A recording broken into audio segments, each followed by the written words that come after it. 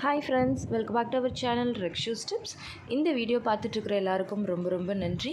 இன்றைக்கி இந்த வீடியோவில் நம்ம எதை பற்றி பார்க்க போகிறோம் அப்படின்னு பார்த்தீங்க அப்படின்னா, கர்ப்ப காலத்தில் கர்ப்பிணி பெண்களுக்கு இருக்கக்கூடிய ஒரு மிகப்பெரிய பிரச்சனை என்ன அப்படின்னு பார்த்திங்கன்னா, கால் வீக்கம்.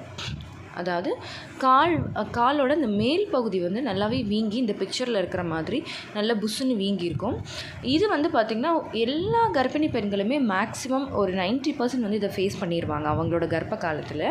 ஆனால் இது வந்து அந்த நேரத்தில் வந்து அவங்களுக்கு வந்து பார்த்திங்கன்னா ரொம்பவே கொஞ்சம் டிஸ்கம்ஃபர்ட்டாக இருக்கும். பிரச்சனைகள் ஏதாவது இருக்குமோ அப்படிங்கிற பயம் வரும்.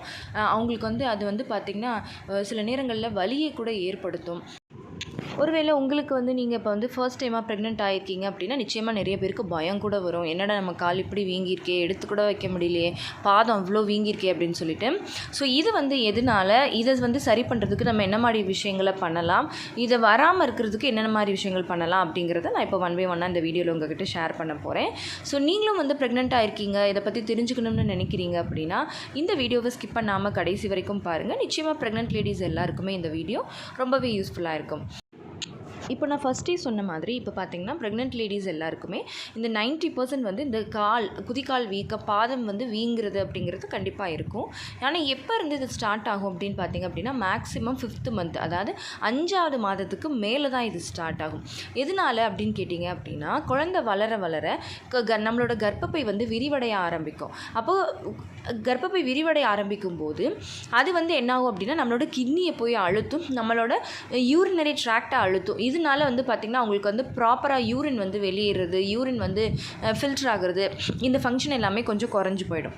ஸோ இதனால் அவங்களுக்கு மேக்ஸிமம் கால் பாதம் வீக்கமாகும். இன்னொன்று என்ன அப்படின்னு பார்த்திங்கன்னா, அவங்களுக்கு வந்து வெயிட் அதிகமாக அந்த வெயிட் ஃபுல்லாகவுமே வந்து பார்த்திங்கன்னா நம்மளோட அந்த கால் தான் வந்து தாங்கும். அப்படிங்கிறதுனால அவங்களுக்கு வந்து அந்த வீக்கம் வந்து வர்றதுக்கு வாய்ப்பு இருக்குது.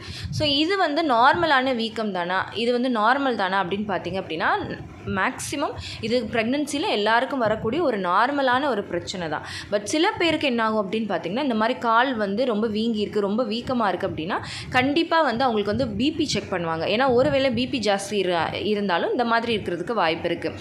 அதே மாதிரி சால்ட் வந்து அவங்களோட யூரினில் கூடி போயிருந்துச்சு அப்படின்னாலும், ஏன்னா நான் சொன்ன மாதிரி அவங்க கிட்னி ஃபங்க்ஷன் கொஞ்சம் ஸ்லோவாகும். அப்போ அது ஃபில்டர் ஆகாமல் அந்த சால்ட் வந்து அப்படி இருக்கிறப்ப சில பேருக்கு இந்த மாதிரி வர்றதுக்கு வாய்ப்பு இருக்குது. ஸோ அதை வந்து அவங்க டெஸ்ட் பண்ணி பார்ப்பாங்க.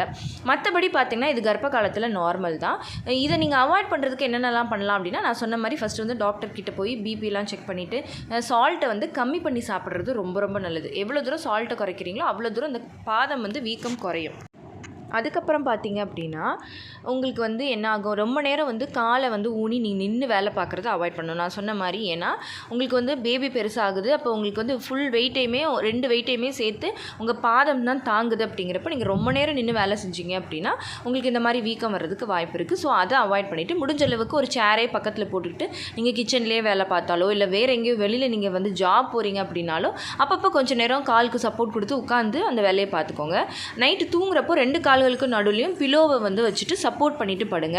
அப்பப்போ கால்களுக்கு வந்து தொங்க போட்டு உட்காராமல் சப்போர்ட் கொடுத்து, நீங்கள் ஒரு சோஃபாலே உட்காடுறீங்க இல்லை ஒரு சேர்லேயே உட்காடுறீங்கன்னா கூட ஒரு சின்ன ஸ்டூல் போட்டு அதில் காலை வந்து ரெஸ்ட்டாக வச்சுக்கோங்க. அந்த மாதிரி வச்சுக்கோங்க. இதெல்லாம் பண்ணிங்க அப்படின்னா உங்களுக்கு வந்து ஓரளவுக்கு வீக்கம் வர்றதை தடுக்கலாம், வீக்கம் குறையும். அதே மாதிரி வந்த பிறகு அந்த வீக்கம் வந்து குறையிறதுக்கு நீங்கள் என்ன பண்ணலாம் அப்படின்னா, ஒரு பாத் டப்பில் உங்கள் கால்கள் வந்து முங்குற அளவுக்கு தண்ணி வச்சுட்டு அதில் ராக் சால்ட்டோ இல்லை வந்து எப்சம் சால்ட் அப்படின்னு சொல்லுவாங்க. இந்த எப்சம் சால்ட் வந்து பார்த்திங்கன்னா உங்களுக்கு வந்து ஸ்ட்ரெஸ்ஸை குறைக்கும். கர்ப்ப காலத்தில் நல்ல இதமான தூக்கத்தை நைட் நேரத்தில் உங்களுக்கு கொடுக்கும். ஸோ நைட்டு படுக்கிறப்ப இந்த எப்சம் சால்ட்டை போட்டு கொஞ்சம் நேரம் வெதுவெதுப்பான தண்ணீரில் ஒரு 10 minutes வச்சுட்டு படுத்திங்க அப்படின்னா அந்த வீக்கமும் குறையும். உங்களுக்கு கால் பாதம் ஏதாவது வலி கர்ப்ப காலத்தில் இருந்துச்சு அப்படின்னா அந்த கால் வலியும் குறையும். நல்ல ஸ்ட்ரெஸ் ஃப்ரீயாக நல்ல தூக்கமும் வரும். ஸோ இதையும் வந்து நீங்கள் ட்ரை பண்ணி பார்க்கலாம். ஓகே ஃப்ரெண்ட்ஸ், இப்போ உங்களுக்கு தெளிவாக புரிஞ்சிருக்கும் அப்படின்னு நினைக்கிறேன். இந்த வீடியோ உங்களுக்கு யூஸ்ஃபுல்லாக இருந்திருந்தால் மறக்காமல் லைக் பண்ணுங்கள், கமெண்ட் பண்ணுங்கள். உங்கள் ஃபேமிலி அண்ட் ஃப்ரெண்ட்ஸுக்கும் இந்த வீடியோவை மறக்காமல் ஷேர் பண்ணுங்கள். அப்போ தான் எல்லாருக்குமே ரொம்ப யூஸ்ஃபுல்லாக இருக்கும்.